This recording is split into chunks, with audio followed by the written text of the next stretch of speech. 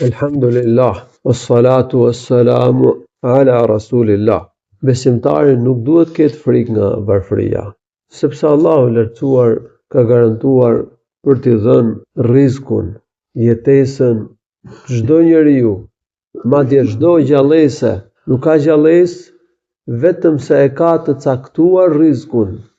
Wa ma min dabbatin fil ardi illa ala Allahi rizquha. Allahu lartësuar mban gjallësat në det, gjallësat në tokë, shpendët që fluturojnë në ajër. Pra Allahu mban gjithësinë. Përderisa Allahu e ka garantuar rizkun, e ka caktuar rizkun për çdo gjallësë, nuk duhet që të ketë frikë njeriu për çështjen e jetesës. Si do mbahet, si do ushqehet. Frikë s'duhet me pas. Përkundërzi, duhet me pas bindje dhe siguri se çdo njeri do marr aq rrezik sa është caktuar për ta. As më pak dhe as më shumë. Frika nga çështja e jetesës e rrezikut është nga shejtani. Shejtani e frikson birin e Ademit për çështjen e rrezikut, që mos jap zakat, mos jap sadaka. Kujdes, po dhe do varfrohesh, do vuhesh nga mospasja, po tregoje bujar, po prite mysafir në shtëpi, ai është i varfër, i fut frikën. Ose për shembull, nëse nuk bën punë që janë haram, nëse nuk mashtron, nuk bën hile, nuk ecën biznes, ecën tregtia, nuk mahesh dot, po që i drejt, po që i ndershëm, nuk mahesh, nuk ja del dot. Duhet ndonjëherë edhe të mashtrosh, edhe të bësh hile, edhe të pranosh diçka që nuk takon. Nga shejtani vjen kjo. Allahu subhanahu wa taala ruaj. Ose dikush është i punësuar në një punë që është haram. Punon në një bankë ku ka dhe transaksione që janë haram.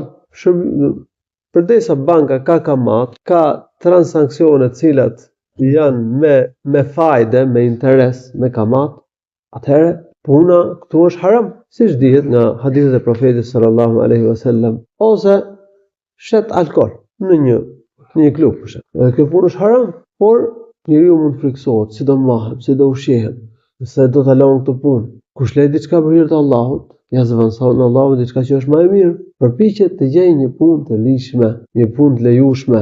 Se rreziku është dorë të Allahut subhanahu wa taala. Allahu thotë në Kur'an: "Ash-shaytanu ya'idukumul faqr, wallahu ya'idukum maghfiratan minhu wa fadla." Shejtani ju frikson nga varfëria dhe ju mashtron se nëse do të jepni zakat, nëse do jepni sadaka, e tjerë ju do të bëheni të varfër. Pra, shejtani e nxit njeriu që të bëhet koprat, ose që të ketë frikë nga varfëria. Wallahu ya'idukum maghfiratan minhu wa fadla.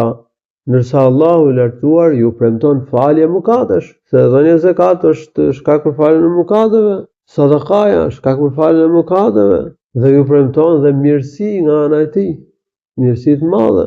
Ju premton rrezik, ju premton jetesë, se tek mirësia që përmend Allahu në ajetin e Kuranit, hyn edhe rreziku, hyn edhe jetesa. Elusi Allahu subhanahu wa taala që të na ruaj nga armiku jon, shejtani. Allahu subhanahu wa taala që të na rrisë imanin. Allahu shpëlbej të mira. Alhamdulillahi rabbil alamin. Sallallahu